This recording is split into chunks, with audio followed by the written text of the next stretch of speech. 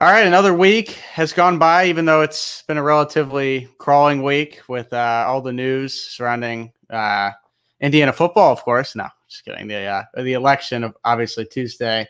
Results are still coming in. Caleb Coffman joins Take Three podcast this week. Caleb, thank you for coming on. I know you're a busy man. Thank you for squeezing a little bit of time out of your day for us. No problem. No problem. Nothing like a Friday morning podcast.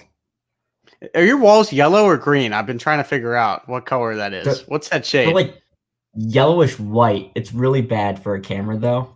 Like this is the worst possible room to have be online and stuff this semester. So it's not the Because greatest.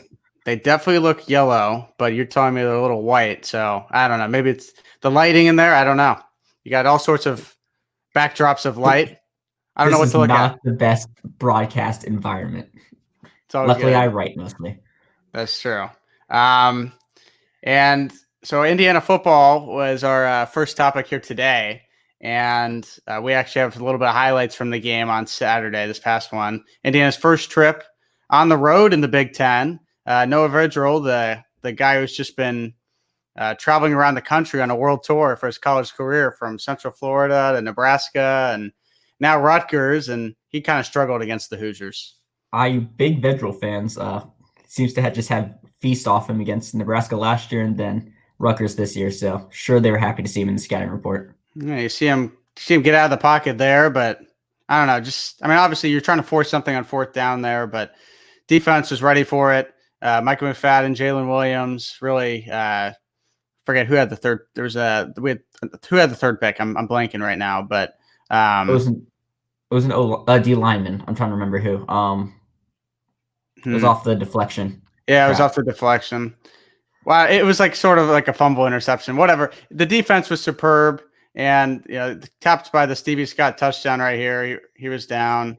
Who would have thought the Kane Womack's defense carrying the load for IU compared to last year? Yeah, no, that was the story on Saturday. It was really it was the defense, and honestly, Rutgers gave Indiana some fits there for a while. I thought it'd be I didn't think it would be as close for that long, but credit to Rutgers, with eight transfers going into this year, brand new coach and Greg Schiano coming back from his Big East days. I think it's a great effect. The Schiano effect for real. So huge win for Indiana, but I guess your initial reaction from the win on Saturday. I think the defense is legit, and I thought maybe it was a fluke against Penn State. Clifford didn't look great. They had four turnovers, right, against Penn State? They committed 3 and then 3 against Rutgers, so they're plus 4 in the turnover margin through 2 games. Indiana's best in the Big Ten. I thought maybe it was a fluke because I watched and covered the team last year, and Kane Womack's defense never came through when they needed to come through. And then this year, it's a complete 180 where anytime they have any pressure against them, they're forcing an interception or getting a key fourth down stop. So that's probably my biggest takeaway. Offense still scares me a little bit, which I kind of expected with the switch from DeBoer to Sheridan, but it's getting better at least. Yeah, my thing is, I guess first talking to the defense here, talk about how they just didn't get those stops last year under Cam Womack. And Cam Jones had a great play on a fourth down against Penn State late in that game, the opening weekend for Indiana, where they just stopped Penn State on a drive that gave them momentum. And I think Penn State had a kick and they missed it. I could be because they went 0 for 3 on field goals of the day. Yeah, because it was the late field goal that just came up short, which looked good on TV. Right. So a lot of crucial stops by the defense. Again, as Rutgers was kind of creeping back into the game, I think it was 25 to was it 17 or yeah, it was 25 13. I don't know. It was close. It was within a 2-point conversion from making it into a game, and the defense stepped up late. And the offense, on the other hand, again, they've just kind of taken a backseat to the defense. It seems like in the first half, at least, through the first 2 games of the year, they finally caught fire later in the game. But my thing I've been thinking on this, it's like we've probably seen Indiana their best offense. They probably played a great offensive as far as series go, for maybe like 6 or 7 minutes through 2 games of offense. I was Like going to say it's that's like it. at most 4 total series on offense looked good. And Like that's it. That's it. Because I don't count overtime against Penn State. You're starting at the opponent's 25. That doesn't count. True. So that last drive against Penn State was remarkable. That was probably the best offense IU's had in a long time. Just being able to get it down. The late drive against to close out the game against Rutgers was good. They actually got the run game going. So they have shown they can be really good, but those like first 2 in each half are painstaking to watch, with either Penix just having no time to throw, Stevie Scott just getting like 1 yard at a time, or just missed throws. It's weird though, because that was never the issue last year. Last year they moved the ball at will, and like they never stalled for more than 2 possessions at a time. And then this year it's like surprising when they get going. Yeah, it's true. It seems like last year, something I've noticed through the first couple of games is that Indiana under Kalen DeBoer seemed to move the ball more sideline to sideline. This year, it seems to be more north and south, east and west down the field, where they're not really expanding to the sidelines. I mean, you see Whop Villier, a lot of his routes have been just slot. I mean, he's a natural slot guy, but just, up the middle of the field, a lot of the stuff. Same with Peyton Hendershot. A lot of the time, same thing.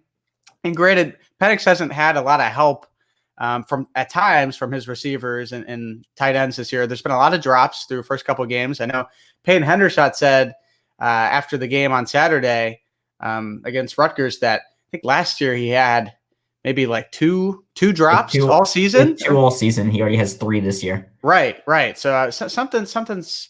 I mean, obviously, he's not the same Peyton Hendershot that we were accustomed to, at least through the entirety of the season last year. But again, I just keep thinking back to, man, imagine if Indiana could play a complete game, both on offense and defense. The defense has done the job so far. Absolutely. They've been fantastic. But man, if the offense could figure it out for 4 quarters, I mean, and they think about it. They've already beat a Penn State team, number 8 in the country at the time they beat them. Rutgers on the road, which I think is a respectable win. I think they have a chance to be, I don't think they'll go 500 because they're in the Big Ten East, but they'll play tough. I think they could get maybe 3 conference wins this year. They already have 1. So they can get the validation from the crossover game if they can win that one as well. Sure. And then now you have Michigan coming to town, and we'll kind of, I guess, transition into that. Michigan, number 23 ranked. It's been a while. You see on the bottom of the screen, 24-game win streak for Michigan, dating back to, I think, 1988 was the last time the Hoosiers won. So I guess, you see Michigan 3.5-point favorite right there. Does Indiana, is this the year? It's just been the year for a lot of things, but is this the year they break the streak?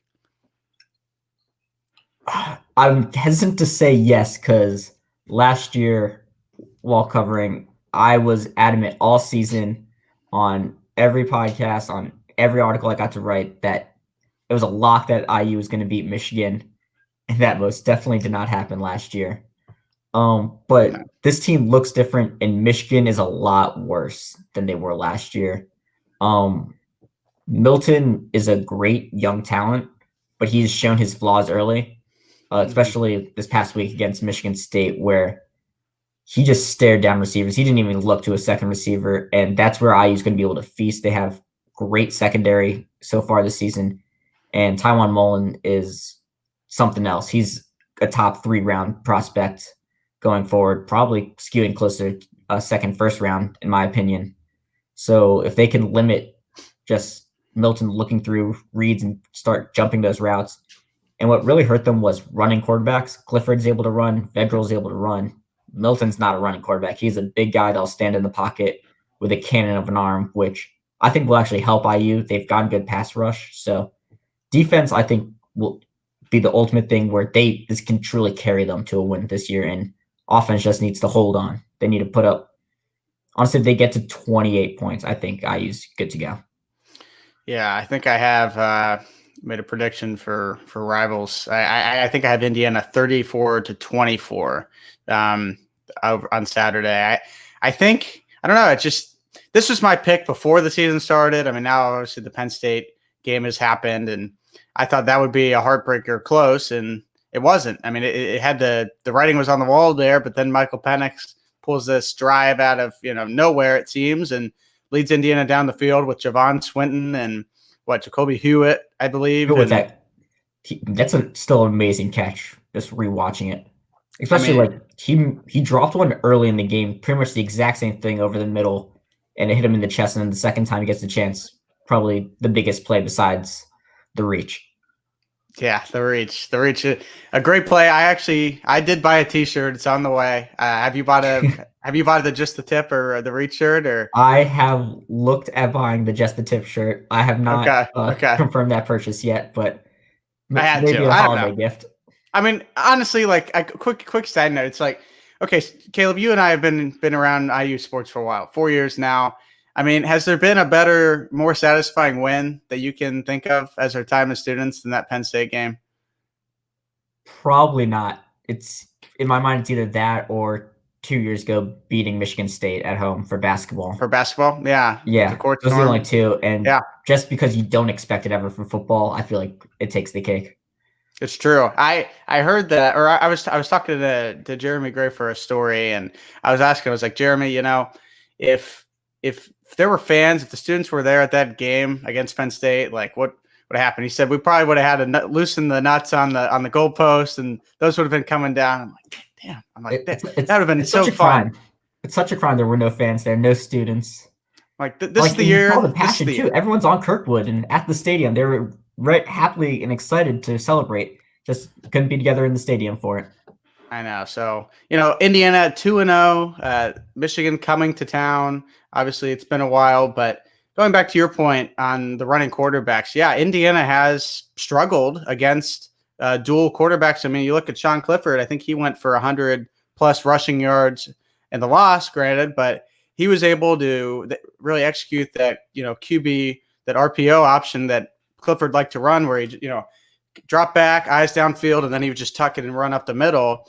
And I don't know, maybe that's like where you miss a guy like a Marcelino Ball, things like that at Husky to kind of maybe help eye that out. Brian Fitzgerald obviously getting a lot more time this year there, but I don't know, you think of some of the guys in the secondary, the younger guys like Bryson Bonds, who has been coaches really like, and I don't know, maybe it just will take a little bit of time to read, but I don't know. The corners are promising for the Hoosiers, and they just have to do a better job of containing, particularly Joe Milton, who had, I think, 52 rush yards and a touchdown. I know you say he's more of a pocket guy, but I think he will run if there's an option. So I guess they just got to keep an eye out for that. You mentioning Marcelino there. Mm-hmm. I'll be honest, I am not the biggest Marcelino fan. He kind of reminds me, he's a Jabril Peppers, but bigger and a little bit slower, which is not what you want to be when you're that hybridish position.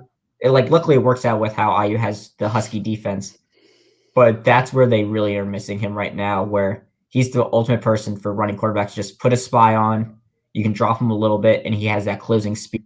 He got thrown into the position, 2 weeks before the season really started was when Marcelino tore his ACL. Mm-hmm. So it's a learning curve, but that's where IU really misses him. And just Marcelino every year was like, this is the year he's going to break out. This is the year. And then this season really felt like, and probably could have with how good the defense is doing. And it's just unfortunate he's not there. Yeah. So I have Indiana winning, but I wasn't sure what your answer was there. It seemed like you're back and forth, but I'm putting you on putting you on a hot seat right now. Who are you taking? I'll take IU for it. Taking IU? Yeah. And what is it, 3.5? I honestly think they might cover. Yeah. Indiana to cover, though? If I'm actually betting, I'm taking money line, but I honestly think they could cover.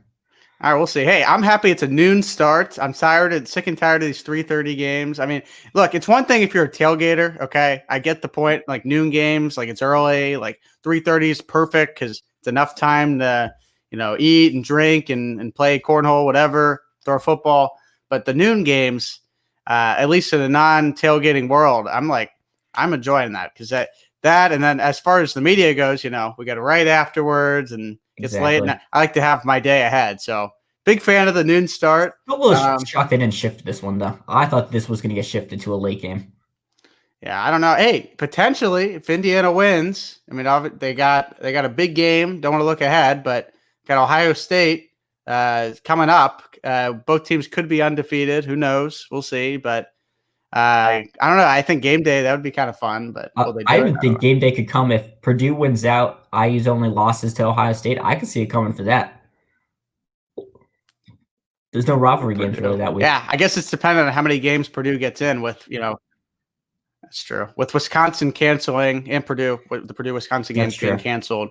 I don't know. The Big Ten West is in shambles, and who knows? But as far as Indiana's opponent, Michigan, it's kind of a different story. Like you were saying this earlier, Caleb, this Michigan team is just not as good as they were last year. Who did they play? Alabama in the Citrus Bowl last year? Am I mistaken? Yeah, they were. And they got smacked. Railed. Yeah, they got smacked. I mean, obviously it's Alabama. Yeah, granted, it was a sorted down year. Wasn't it? Wasn't it Alabama? Or am I mistaken? No, wasn't it Auburn? Alabama was in the college football playoff. Was it the year before they played Alabama then? I believe so. Okay. Yeah, that's right. That's right. Yeah. I don't know. Well, because it was LSU and Clemson for the title game, and then Clemson played Ohio State, and LSU played. Oh no, they played Oklahoma. So yeah, you might. I think you're right. Alabama was in the playoff. Yeah. I don't know. It's like surprising. It's like Alabama not in the playoff. We just expect it, but whatever. But a team that's really would honestly it would be a miracle if they ever made the playoff the way they've looked in recent years is Michigan. I mean, they just can't get past their rivals. Michigan State and Ohio State. I think you said, Caleb, 1-6 or something like that. Right. Since Jim Harbaugh, I know Harbaugh's never beat Ohio State when Urban Meyer was there. Now Ryan Day, and I don't know. I mean, Shea Patterson's obviously not there anymore, and he was, he was okay. He got better as I think his career progressed, but now you have a guy like Joe Milton who, like you said, is young and doesn't really read the checkdowns super well. Has his eye on one guy, and you got Hassan Haskins at running back who's solid, but. Is Jalen Mayfield? Did he opt out or did he opt back in for him? The O lineman. I know he's first round projection. I honestly don't know. Yeah, but they have some playmakers. But again, I mean, losing to a team like Michigan State, especially after they lost to Rutgers the week before and had 7 turnovers. I know. People are like, "Oh my God, how do you commit 7 turnovers against Rutgers? Like what?" That's only half your possessions for a game. I know, and then. On the other hand, Michigan beating or on the road, I believe it was, at Minnesota, rowing the boat there with PJ Fleck. And that seemed like a promising win at the time. But again, maybe it was a little bit of overreaction on both ends. Maybe Michigan State was better than we had thought with Rocky Lombardi, who great name, by the way. And then on the other hand, with Michigan, maybe just Minnesota is that bad. Like you saw them, again, lose to Maryland and overtime, I think it was last week. So, what do we think? Oh, sorry. No, go ahead. I was going to say Minnesota lost, 7 defensive starters from last year? Just when you lose that many. You lose Tyler Johnson on offense, the star wide receiver. So, yeah. No, it's so what's the verdict on Michigan? I mean, 2 games in, we've seen the good and the bad. But I guess what Michigan team shows up on Saturday? And I guess moving forward, Caleb, I mean, is this a judgment year for Jim Harbaugh? I think you're going to skew a little bit closer towards that Minnesota game in their production and skill level. I just don't see a Michigan laying 2 eggs back to back, especially how badly they played against Michigan State. But I wouldn't by any means call it a great performance upcoming from Michigan. I'd be very surprised if they came out and did to IU what they did last year, just running them off the field. Granted, that was a gross game, freezing cold in the rain. But I don't think Michigan's going to be particularly impressive this upcoming week. And, I think this is a judgment year for Harbaugh. If I remember correctly, his contract's up at the end of this year, I believe. He's been there since, 2014, I think? Something like that. So this is his seventh year, I believe. So, I believe his contract's up, so it would be very interesting to see if Michigan loses to IU. They're going to lose. Everyone's going to lose to Ohio State. Ohio State is just going to run through the Big Ten. But I guess, look, since you mentioned Ohio State, do you think Indiana, of all teams, is going to give Ohio State the best chance, I guess, or the toughest opponent? I mean, yeah, a loss is a loss, but I mean, think about Penn State played them 38-25, but Yeah. Penn State scored late. So I mean, Ohio State was in control of that game. I mean, do you think it comes down to a fourth quarter situation against Indiana? I don't want to say it's going to come down to a fourth quarter situation. I feel like IU can keep it close and keep it within 2 scores for pretty much the entire game. But I have a strong feeling Ohio State is just going to be in control. And especially after seeing how quarterbacks have run against IU the first 2 weeks, I'm really nervous about Justin Fields just running for 150 yards and then also throwing for like 280. I can legitimately see that happening. So I don't want to say that it's going to be the toughest opponent. Michigan game almost every year is tough against Ohio State, so I'll probably still say that's going to be the close one. But I just don't think anyone's even in the same stratosphere as Ohio State in the Big Ten this year. Yeah. So, all right, we'll move on. But quick aside, obviously a big game on Saturday between Notre Dame and Clemson. Clemson without Trevor Lawrence, and I think James Skalski, multiple defensive starters I know. And then I think the game's at Notre Dame. I think, yeah, I think it is. Yeah, it's at Notre Dame. I mean, is this Notre Dame? Is this Clemson's best shot? I guess if you're on the other side of losing, I guess if you're Notre Dame, I mean, is this where the streak ends in the regular season, at least for Clemson? I think so. Without Trevor Lawrence, they just did not look good last week.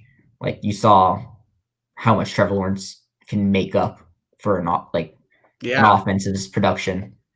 I honestly think Notre Dame's going to win, but then again, it's also just not going to matter because the way the ACC structured themselves this year, its top 2 teams make the championship game. It's not divisions. So they're going to have a rematch again anyway with Trevor Lawrence, and that's going to be the deciding factor for the playoffs. It's just hard to really knock a Clemson team when you're missing the consensus first overall pick. That's true. Hey, interesting enough, though, Indiana teams, I saw 10-0, FBS teams at least, through the first, I guess, however many weeks of the season you want to call it. Depends what conference you're following. But how about that? Indiana football. There we go. We're a football state. Forget about basketball. It's a football state now. Well, we would forget about basketball, except that is our next topic. Indiana men's basketball. You see the resume below. 20-12 last year, beating Nebraska in that Big Ten matchup in the tournament, rather, at Bankers Life. And then Fred Hoiberg has a cough, feeling ill, and that's it. That's the end of the season. Put a bow on it. Indiana, Nebraska, one of the final matchups. I think it was like the next day, St. John's and Creighton played, I think. Yeah, but then they called that game at halftime. And then they called that game at halftime. I'm like, oh my God. I was like, this is crazy. But yeah, I mean, Indiana, I think, was pretty much a lock. It's hard to call it that, but we have some Hoosier hysteria video. We couldn't find much else. They definitely were in last year. Yeah, but they were definitely in. Yeah. They were definitely in. What seed were they getting, do you think? I mean, 8, 9, even lower, maybe like a 11? I think they're probably around an 11. Just the fact that you're under 500 in the Big Ten. Like, granted, the Big Ten was really good, but being under 500 and only having 2 wins away from home is really was going to hurt their resume last year. I mean, you see what Archie, was talking about last year, all those key wins. Florida State in the Big Ten ACC Challenge, Ohio State, Michigan State, Iowa, Penn State. The team was like icing on the cake, that win, where they were, a top 10 team in the country at the time, which is kind of crazy to think about Penn State being that good. And now what? Pat Chambers is out. Isn't he out? He's no longer. He's no longer with them. What happened there? Do you know? I forget. Was it a scandal or a violation? No. So he had some comments towards some of the black players on his team 2 years ago. It's kind of just been festering since then. So a couple players transferred out, I know, which kind of like really put the program on notice. Yeah. And then it kind of just came to a head this offseason. The couple times I got to talk to him, I like talking to him. He was a crazy good, like a ridiculously good speaker. Like, I remember Big Ten Media Day, he had some crazy speech going, and I was ready to run through a wall. But yeah, when you start stepping into that type of territory, it's probably a good thing program and him separated. So here's a guy on the screen, Jerome Hunter, which I think Archie Miller was really kind of raving about quite a bit, or he had quite a few questions asked about him in media day earlier, or last month rather. And I think he's a guy that could potentially see a bigger role on this team next year. I think something interesting that Archie said about Jerome is that basically he was playing as, granted he was a redshirt, but I mean that was his first college action of the season that he was getting last year. So I mean he was really playing a true freshman. He didn't have that game experience. Here's another guy who, a role player at that. Is Demizi? No, is he still there? Did he transfer? He transferred. Yeah. He's at Loyola Chicago now. Loyola, yes, the Ramblers, right? Oh, Sister amazing. Jean. Yeah, and here's Rob Finnessy, another guy who definitely could be at the top of an improved guard unit, bringing on a guy like Christian Lander as well. And then, of course, Trace Jackson Davis and Joey Brunk, who now a senior, I believe, from Butler. So, yeah. What do we think about Indiana basketball? How will they compete in the Big Ten, obviously? And maybe what are your initial thoughts on their roster and incoming freshmen and team as a whole? I think this team is noticeably better than last year's. Like, I know you lose Devontae, who was a key point scorer, but when he was on the court, God, I just want – if I wasn't on press row, I'd been screaming at him for some of the plays he did. Did you see his first shot with the team in Greece he signed with was like a game winner? He's really amazing.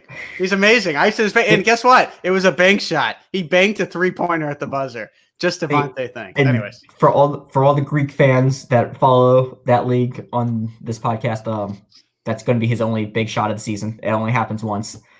But like this team just has the depth and like the actual rotation a team needs to be productive.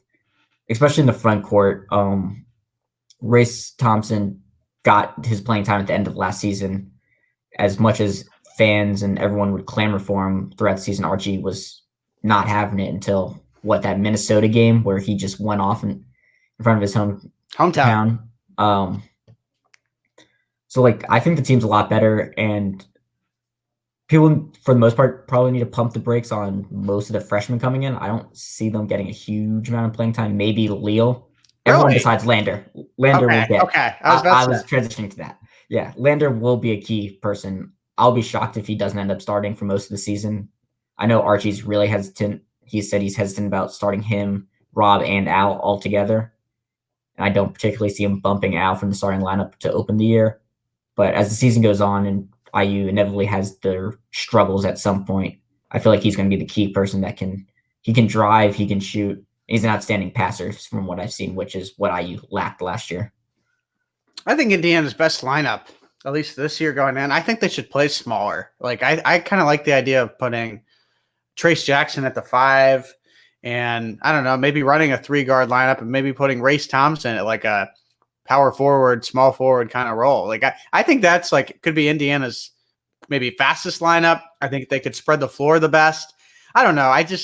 Watching Joey Brunk sometimes last year. I mean, there were good spurts, but I don't know. I mean, it's not modern basketball where you see big guys shooting threes. I mean, think about Minnesota with what was it? Oturu. I'm trying to think of guys that kind of expanded their game a little bit. I don't know. I just don't see Joey Brunk. I don't know. Maybe we'll see if he worked on anything in the offseason as far as the shot goes. But again, I think Indiana's best shot to really make some noise in the Big Ten is you put Trace Jackson at the 5 and play the 3 guards, maybe, Finnessy, Durham, and Lander. And then maybe you bring Joey Brunk and potentially Anthony Leal to get some shooting off the bench. I don't know. What do you think of that lineup? I mean, I think that could work. I generally agree. I expect Joey to start the season, mostly for his defense. If you go that small, like TJD is a good defender, but when you're playing in the Big Ten, you need someone that can truly be a rim protector. And what is he? 6'9", 220? Who, Joey or Trace? Trace. Trace. He's Something like not that big. Like He's still got very. length. He's got length though. He's But got length, but like he's not big enough to really. If when you play someone like a Coffee Cockburn or whatever who can just back you down, that's when IU needs a race or a Joey. But I agree. I like the three guard lineup, especially if Rob can be a consistent shoot, even more consistent. He doesn't have to be a knockdown shooter, but hover closer to that 35, 36% from beyond range. Al was the best shooter last year. He shot just under 40%, and I expect Lander to be around that as well. So I don't know. if they can space the floor, I feel like I agree. Play small, and it opens things up. They just got so muddled in the middle last year. Like Justin Smith at the 3 was the dumbest thing Archie could do because he can't shoot beyond. Like as soon as he stepped out, he can't shoot. Unless he's a driving guy. I know. Unless he's playing Michigan State, right? Yeah. No, but I don't know. I look at it. Let's take a team like Iowa, for instance, who has Luka Garza, which is could be the best player in college basketball this year potentially. I mean, we'll see. He's so good. I think if you play a guy like Joey Brunk, I don't know. I mean, he's good inside, but when you start stretching him out and trying to guard on the perimeter, I think it gets kind of. I think that's where I think a guy like a Trace Jackson would be maybe a better matchup, even though he might lose the size game slightly. I don't know. I think that's where playing big against teams that I think would be good in the Big Ten again. I mean, Ohio State will be decent as well. Do they still have is any of the Wessons there? No, Caleb Wesson is finally gone. He's gone. Who does Ohio State have? I guess big returners. Do you know? Top of your head? Off the top of my head, no. Ohio State's going to probably be the one team like straddling IU, either top or bottom. IU's probably in my mind finishing around that 6 spot in the Big Ten. Maybe they can jump into the top 5. Who do you have? Who do you have in front of Indiana? Just out of curiosity. Michigan State. Okay. Illinois. They're going to be really good again. I think so. Yeah. I'm trying to remember who Michigan has lost. But just based on how poorly IU played against Michigan last year, I'll put them ahead. That was 9 day. Michigan still have that John. Isn't his name John Teskey? Maybe Teskey. They still have. I'm pretty sure he's gone. I'll also put Maryland ahead of them. I know they lost Cowan. I don't know. Maryland. I know they lost Cowan, but Maryland's still a really good team that can. That's true. That just matches up really well against IU and gives them fits. I think so. You have them what 6? You said the 6 range, of course. In Iowa, yeah. I don't know. That's maybe 5 teams ahead of them. My bold prediction is I could see Indiana as a top 4 team. Definitely, I think their ceiling. They definitely have a ceiling to be. Like great. Like I think they could be a top in the upper hierarchy of the Big Ten. Yeah. Definitely, I think that's their ceiling. Their ceiling, I definitely agree with you, is around probably the 3 mark. Especially if Archie Miller continues his witch doctoring of being able to beat Michigan State every time we play them. Yes. So, of course, Indiana, they would have made the tournament in all likelihood this past year, but still, on Archie's resume, they still haven't made the tournament. So is the verdict still out on Archie? I mean, what should his job security be? I mean, is he not going anywhere? I mean, how significant is this year? I mean, for him. This year's significant because, as you say, he doesn't technically have that tournament appearance, but realistically, I think IU's fan base and especially the athletic department acknowledged they were in the tournament last year. So they give him a little wiggle room with that. Also, the sad reality of it is his contract's fully guaranteed and through the next season. So they can't fire him this offseason and they can't fire him until the start of next year, or else IU owes him his entire contract. And just how everything's been happening in college sports right now, budgets are smaller. I don't see them eating that. Also, there's the issue. There's no one really out there to hire. Like, I don't know where you're looking. Like, when they fired Tom Crean, Archie was clearly the number 1 option in the country. He just taken Dayton to a deep run in the NCAA tournament twice at that point. He was a young coach. Like, every big program that needed a coach was going to go after him. There's no one like that right now. Like, what about John Beilein? Does he get a job in college basketball. No, there were links to him and coming back, but people throw that out. I'm suspect that a program like IU would take John Beilein purely because when IU's looking for a coach, they're looking for some. IU forever is going to be looking for the next Bob Knight, which is unfortunate. Where yeah. You can have someone. Bob Knight came to IU. He was in his mid or late 30s, and he coached until 2001. And that's what IU's wanting again, and that's kind of what they hoped Archie would be, that he'd be here. Archie, I think, is early 40s, and he's going to be here for the next 20-plus years. If you get someone like Beilein, you have a cap of about 5 years at most of a coaching career, and then you're back to square one of finding someone. It's a short-term solution, and I know it would make the fan base happy. I don't think that's what the athletic department wants. Yeah. I honestly think the only person they truly fire Archie Miller for and eat the contract is if they somehow convince Brad Stevens to come to IU, and that's not going to happen. That would be, I don't know. You bring up Brad Stevens quickly, I guess. Do you see him leaving the Celtics and coming back to college basketball at some point? Honestly, no, unless the Celtics completely fall apart and they go from being a perennial power in the East to a lottery pick for the next 3 years. I don't see him leaving. I will say on Archie Miller, I do think that results matter, and I think he's gotten some signature wins in the regular season. But as far as a full body of work, last year was a good season, but I'd say they were in the bubble line for a lot of the year until, I think they finally got, the Penn State win maybe near the end of the year, Iowa, those wins helped. But I think, he definitely needs a tournament, and an NCAA tournament to happen, first of all. And we'll see if that does. I would expect it to, but who knows, right? I think he needs somewhat of a Sweet 16 run or something like that to really solidify him for the foreseeable future to really, I guess, have a lot of fans. I just think there's a lot of doubt with him still. I think he needs to prove something of some kind. And this will be year 4, his 4th full season. And you look at, I don't know, he just needs some results. Granted, it wasn't his fault last year that Indiana didn't have a chance to prove that, but it happened. It is what it is at this point. So I don't know. One other thing just about that you mentioned. Yeah. Pardon me. Yeah. The recruiting has been, besides this season, I think could be a big red line for Archie going forward with IU. But he's done an outstanding job recruiting for IU, getting top-level talent. He got Romeo Langford. He got Trace Jackson Davis.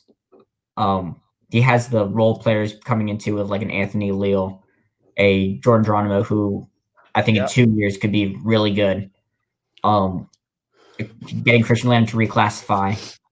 But this offseason and through this year is a little bit more concerning, where they missed out on Dawson Garcia. They missed out on Trey Coffman. Kind of all their marbles are in Aminu Mohammed's basket right now, where if they don't get him, IU's recruiting class might not be in the top 50. And that's really bad for a program like IU. So in that respect, he's done an outstanding job. And I remember when Kenya Hunter was introduced as a coach this season, someone asked him about just what have you witnessed in your first couple of weeks here at IU? And he was like, when Archie Miller is on a recruiting call with someone right now, it's like a completely different person than the rest of the world. So he's the most charismatic person. He is funny, which I would never describe Archie Miller as funny in all my interactions with him. But he's a completely different person and has just done an outstanding job in that regard. I think that's the biggest thing that'll keep his job going forward. Yeah, good point. Recruiting, definitely, it's been there. He's gotten the recruits in. What is this? Isn't what he's got 3? Because Trace Jackson. Well, no, he was a 4-star, right? He wasn't a 5-star recruit. He was a 4-star technically. He dropped just before the season, but he's got back-to-back Mr. Indiana basketballs. Right, and that's something that Bob Knight never did, right? I believe. Yeah, it's the first time it's ever. It's the first time it's ever happened at IU. So that's something. I mean, that's definitely something. You're right. I do think he's bringing in the right guys. But again, we'll have to see. Time will tell. And this should be, I think the expectations, reasonably so, are high. I think they're promising for Indiana. And I think they should be. I think they have the pieces and the players to potentially make some noise this year. But as far as, I guess, breakout player goes, maybe this is incoming freshman. Maybe this is a Lander or someone else. I like how you brought up Jordan Geronimo, but is maybe even an upperclassman. Do you see anyone that would fit maybe or see an expanded role in the offense or in the lineup, rather, this season? I know the popular pick is Jerome Hunter. He's kind of filled that last year as well, and then this year. I don't want to go with him. I feel like that's too easy, and also you can go with him if you want. I don't think it's bad. I'm honestly going to say, and this might be a weird breakout player because he's been a starter for 2 years now, but Al Durham, I think, can really be a difference maker for IU this year. In the fact that last year his game kind of was thrown, I don't want to say thrown away, but completely changed on him at the last minute, where Archie kind of asked him to be a second point guard for IU and relieve Rob when he wasn't on the court. And that's not his game. He's a spot shooter. He can drive if he has space, and he's in a lockdown defender, which we saw his first 2 years at IU. And then last year kind of fell off a little bit. But with Lander back playing, coming to IU, Rob hopefully being fully healthy and not having to miss time like he did last year, I think Al can be really comfortable in that 2 or 3 position, really be an outstanding defender, which IU lacked last year on the perimeter, and then be a knockdown shooter. If he can get over 40%, I think he can be one of the best role players in the Big Ten. He's not ever going to be a star, but I think he can be one of the best role players. Sure. I don't know. I look at breakout player. Maybe what's Indiana been really missing over Archie Miller's term has been shooting. I think the 3-point shooting in particular.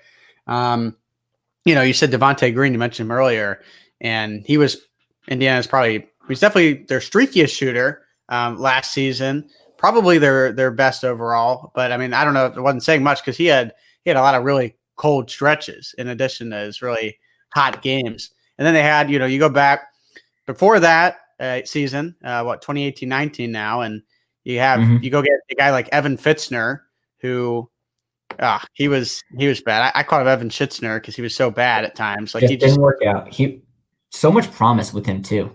He came in, a 44% 3-point shooter at St. Mary's, and then comes to IU and shot barely over 30%, if I remember. Right. It was just, and he looked lost out there. So, I'm thinking of this year. I'm like, okay, who's going to step up and be that shooter? I don't call Durham as necessarily. I like what you're saying. I think he was solid last year. I think he was solid shooting. I mean, it wasn't awful. I think he was maybe second best on the team behind Devontae Green, whatever. I mean, however much that says. He was actually the highest on the team, which is embarrassing. What did he shoot? 30, just over 38% overall, 39% in conference play. From field goals, so not 3-point. That's from 3-point range. That is from 3-point. Well, okay, but it's okay. It's okay, exactly. Right. So yeah, I mean, I think you can get that again out of Al Durham this year. Okay, maybe you're talking. Maybe I like Anthony Leal personally because I know he has some great shooting ability, and I think that's something you add that to Indiana's, the lineup. Maybe a jolt off the bench to get a couple threes, kind of like I don't know. I don't want to compare him, but like a Ryan Klein kind of did at Purdue or something like that, where you're just kind of that sharpshooter, comes in, makes a few key shots, and that's his game. I think really that's all you're asking for out of Anthony Leal in year one. If you can get that, maybe 2, maybe if you can get, three triples a game from him, that would be nice. That would be really nice. I think that would be great. If he's hovering around 10 points per game and 2 made threes. Something like that. You can eat up 10 to 13 minutes of game time. I think Archie Miller would be thrilled. I agree. So I think that's what Indiana's missing, and I think that's something that could potentially put them over the top. It's kind of like going back to football. Imagine if Indiana played a complete game. I mean, defense has been really good at times, but again, on offense, shooting hasn't always been there, and it's like, man, if they can start to figure things out, or maybe use Anthony Leal, for instance, or Al Durham to their strengths rather than, putting Durham at the point or whatever it might be, hey, they might be going somewhere. So I guess that leads, last point on Indiana basketball, do they make the tournament next season? Yeah, I definitely have them in the tournament. I'm hesitant to say they're a Sweet 16 team. I think they definitely get through the first round if they make it. But this team has the talent, and it should be the baseline to make the NCAA tournament this year. Anything less is a true disappointment. It'd be almost on par with the disappointment of not making it with Romeo and Juwan. Yeah, no, I think so too. And they have a great chance. I mean, I think we only know of 2 games right now. Florida State, again, that one's down in Tallahassee, and Providence, I think I saw and the schedule. Who's it? I think they also are playing Middle Tennessee. Okay, Middle Tennessee. The week before they're heading down to Asheville for the Maui Invitational. Middle Tennessee, they busted my bracket a couple years ago against Michigan State, or maybe it was like 4 years ago by now. So when I was in high school, with RJ Hunter shot. Ooh. Yeah, the 2 on 15. Oh no, RJ Hunter was Georgia State. He was Georgia State. I'm sorry. Yeah, because but Middle Tennessee State was the 15 on 2 upset. But I remember. But anyways, Indiana, I agree.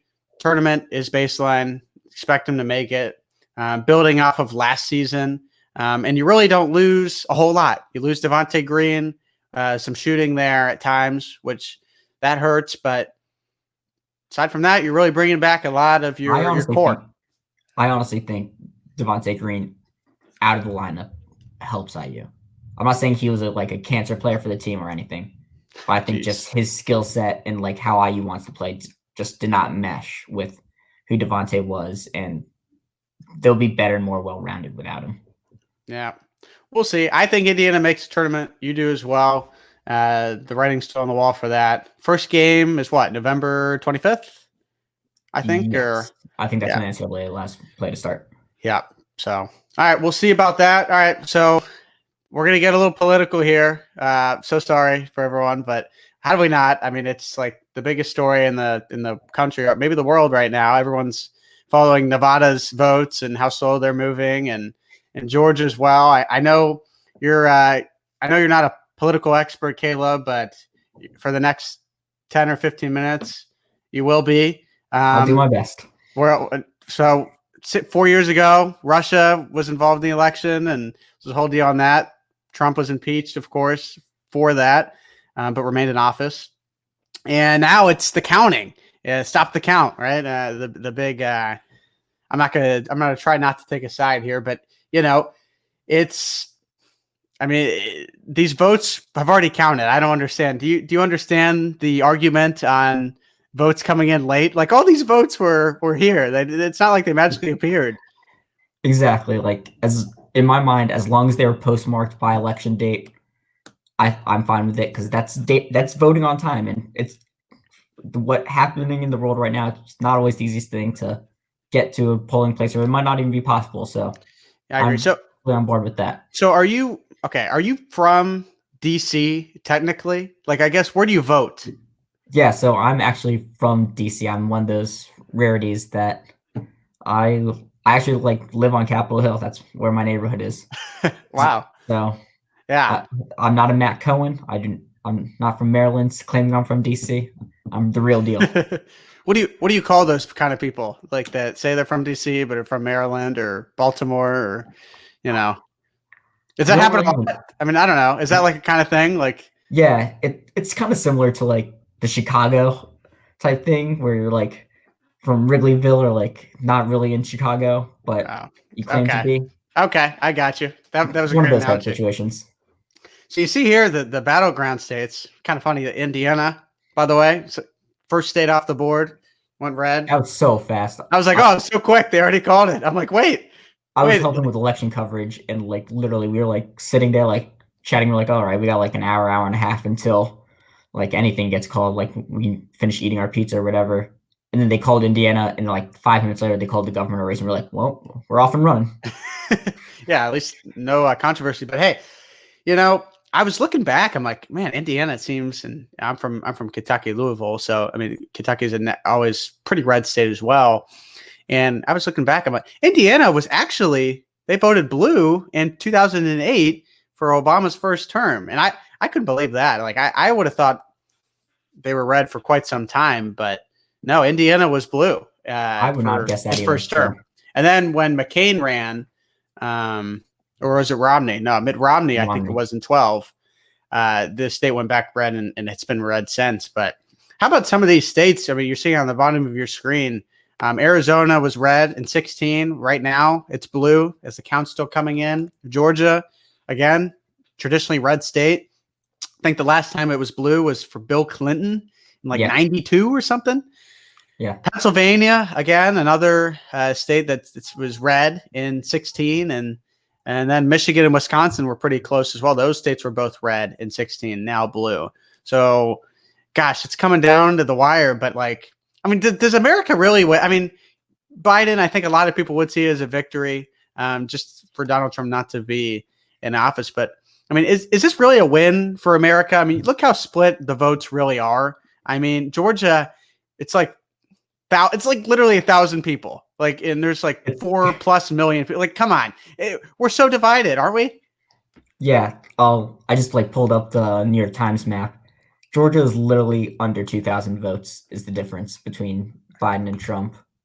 So we don't really know what we want. Like, we're just so divided. Like, I don't know. And it's, I mean, nothing's really surprising about this, but you have cities, you have like Atlanta, Savannah, Georgia, those kind of places. And in Pennsylvania, you have Philadelphia, Pittsburgh, Scranton, all those blue. And then you have all the rural areas in both of those states, and a lot of places along the country are red. Even New York. I mean, I was looking, like, New York's basically all red except for NYC, and obviously 10 million people there. It's going to make the difference. So it's just so, I don't know, just crazy.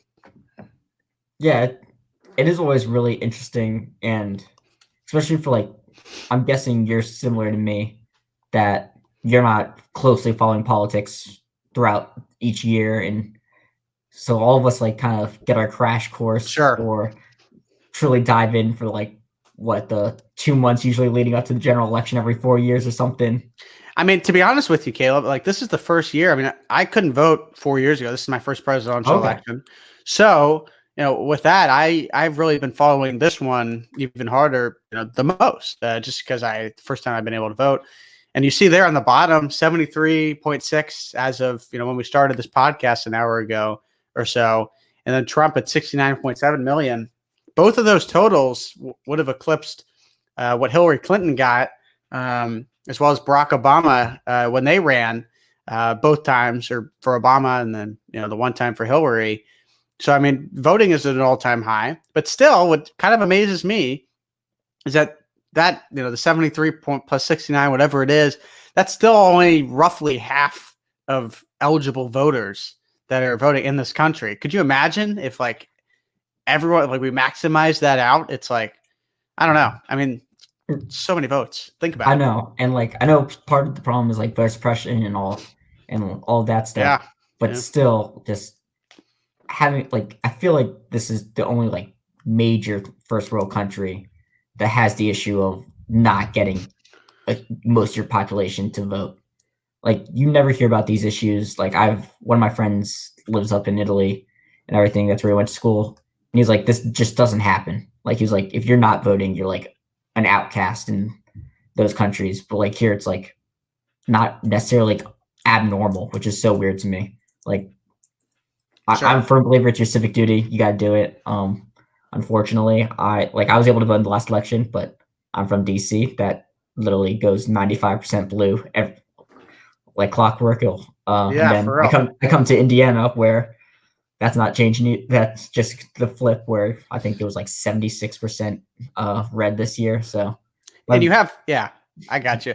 And you have like Oklahoma, which I was looking at just out of curiosity. Oklahoma, all red. Every county, red. Only state where it's all red. Like, I mean, exactly. So, I don't know. I mean, it's mind-boggling to me, and it's crazy to see how it's really like things have just flipped overnight, and just can't call certain things. And I don't know. I mean, I think what could happen though is it's possible that Trump. It doesn't sound like he's gonna concede or at least anytime soon. I just don't see it, and I don't think it's surprising. Like I think even if supporters, I would say, it's just I don't think he's gonna go down without a fight. I see this being like what was it? 2001 was the Al Gore election. 2000, yeah. 2000. Yeah, we don't vote on odd years, Caleb. Come on. I'm sorry. 2001. Math isn't my thing. That's why I'm a media and journalism major. But I know that election wasn't like settled, and they didn't officially have a winner until like middle of December was when that figured. So like theoretically, we could have like a whole other month of just speculation, uncertainty. I know. Now you're gonna have a recount in Georgia, and I think probably Wisconsin was called. I think Wisconsin was called one, and probably Pennsylvania. Yeah, it's just it's going to go on, and I think what could happen is it could potentially get the Senate and the House and even the Supreme Court could get involved here. I mean, definitely with these voter fraud allegations that Trump is throwing out there. With doesn't seem like there's anything to back up those claims to this point. I don't know. It's not like these votes are coming from nowhere. They're really already there. They're just the counting. We're getting closer and closer to that final count as we're going on. I mean, these votes could have been counted first, and we would have known. To be honest, the most stupid thing about all this is that these the people working, the volunteers and the voters, the counting at the polls, they couldn't start doing this until Tuesday, at 7 a.m. Election day. Like, why not just do this before? Like, what's the law? Like, why wait? Like, the vote's not going to change if you count it before.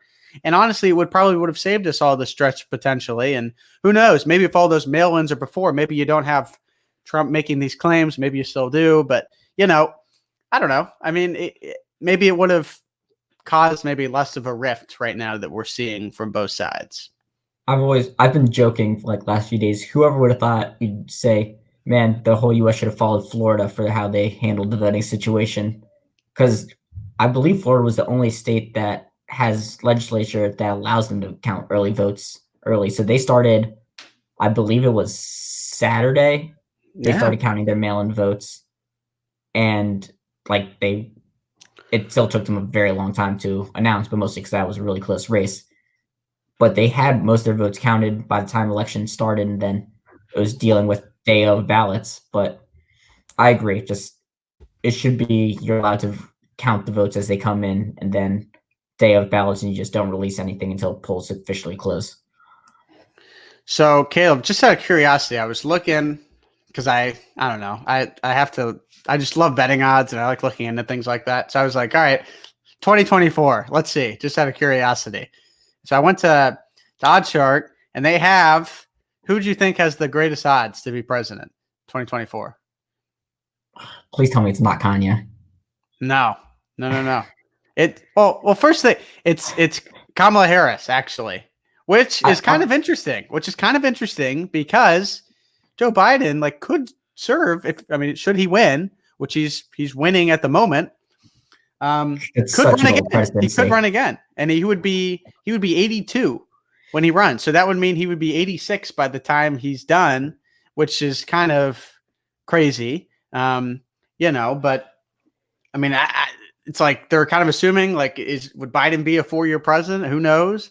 And then after Harris is Nikki Haley, which I actually had to look up. I think I've heard the name. She's a Republican senator from. She's a Republican senator, yeah. East Coast, maybe. I'm not sure, but I believe she has the second greatest odds. Yeah, so she has the second greatest odds. Both women, which is kind of interesting. That'd be pretty neat to see. Harris against Nikki Haley there for presidency, which I think 2024 could be the time we get the first woman president, but time will tell. And then it's Biden at 700 plus 700, Mike Pence, Andrew Yang, and then Bernie Sanders. I don't know. But then I was looking celebrity wise, Donald Trump Sr. Is that just Donald Trump? I think that's just Donald Trump. So I guess if he loses, he could technically run. Mark Cuban plus 2,500 odds. All right. I would support, and then Dwayne the Rock Johnson at plus 500. So the long shot there, but I'm not the biggest proponent for celebrity presidency going again. it's true. It's true. We've seen it. We've seen how it's But gone, but it is really interesting, especially like with Kamala Harris and Nikki Haley being the two front runners for each party, according to OddsShark going forward. This I agree, like that could definitely be the year where we get a female president finally. Just I think it was unfortunate timing with Donald Trump being president right now that a female was not going to be the one to run against him. I think it just how it happens in the U.S. and the general population views, and how old school, like our country is so old and how they think sometimes it's a problem. But 2024, honestly, it wouldn't surprise me hugely, especially with Kamala Harris. I'm fully expected this to be Biden, and her agreement was that he'd run for 4 years and then he would hand over the reins to her so she could run for presidency for the next election cycle. I think that's entirely possible. I don't know. I mean, I imagine that Biden wants the presidency. He does, and it's not just like I think he wants it right now. Party control. Yeah. But when you're, what would you say he would be 86 when he finished if he ran again? Twice. If he ran again by the time he finished 8 years, 86. Imagine being 86. Like, there's a legit chance. Like, not a lot. There's a lot of people that don't make it to 86 in general. It's true. Like, just imagine being that old in the most stressful job in the world.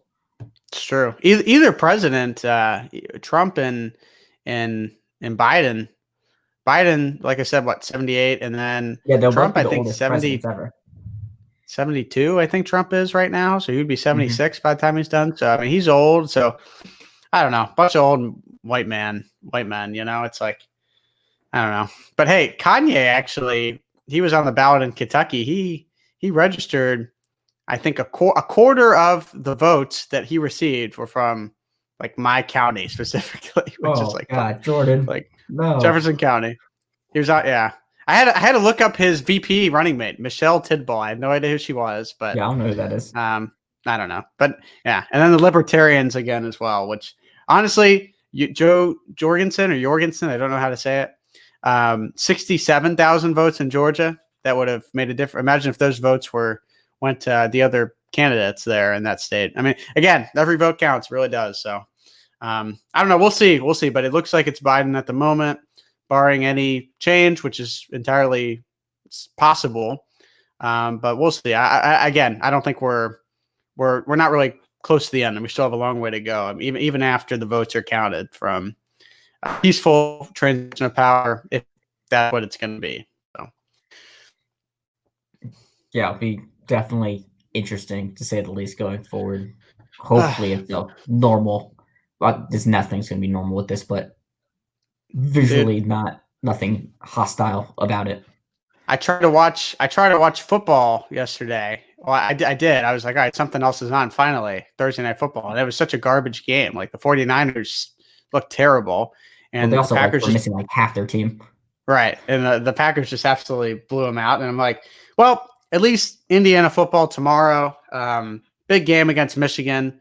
We'll be following along that one. And Indiana a chance to go 3-0 for the first time since, well, I mean, in the Big Ten. I mean 3-0 and non-conference. I know that's happened recently, but 3-0 in the Big Ten, it's been a long time. So, I have no clue. Sure it was well before most people who follow IU right now were born. Yes. So, Caleb, thanks for coming on. Appreciate it. And of course, we'll be following along both men's basketball and football. Do you have any beats for IDS? Aren't you men's basketball or? Yeah. So I'll be a men's basketball reporter this year. Maybe I'll do something in the spring. I don't know. It's kind of up in the air, but as of right now, all in on the men's basketball train. And you're graduating in the spring as well, or is that your plan? Cool. Yep. Cool. Any luck or any ideas of where you want to go following graduation? So I'm actually applying to law schools. I'm planning to go to law school instead of going to journalism. So All right. Little pivot on my front for job prospects. Judge Coffman, perhaps? No. Maybe.